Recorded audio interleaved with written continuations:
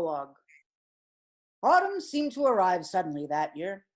The morning of the 1st September was crisp as an apple, and as the little family bobbled across the rumbling road toward the great sooty government building, the fumes of gondola exhausts and breaths of unquarantined pedestrians sparkled like cobwebs in the cold air. 2 large cages tattled on top of the laden trolleys the parents were pushing.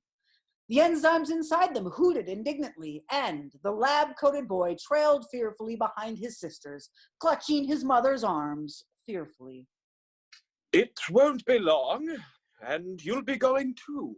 2 years? I want to go now! The commuters stared curiously at the enzymes as the family wove its way towards the barrier between platforms 9 and 10. Scott II's voice drifted back to Dr. Lichilds over the surrounding clamor. I won't be a COVID-19! I won't!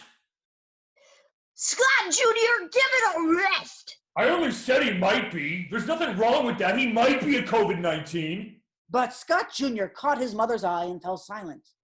The 5 Lichilds approached the barrier. With a slightly cocky look over his shoulder at his younger brother, Scott Jr. took the trolley from his mother and broke into a run. A moment later, he had vanished.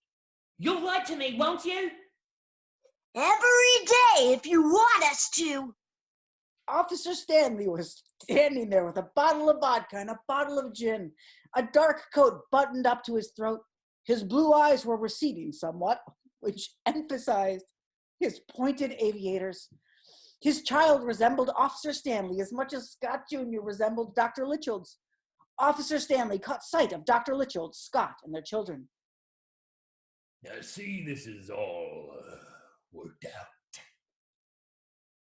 Dr. Lichilds, Scott III, and Scott II laughed. The train began to move, and Dr. Lichilds walked alongside it, watching his son's fat face. It reminded him of Baron. Dr. Lichilds kept smiling and waving, even though it was a little bereavement watching his son glide away from him. Above them, in the sky, Eric was dancing a seductive dance. The sound of latex slapping against latex was heard. He'll be all right. I know.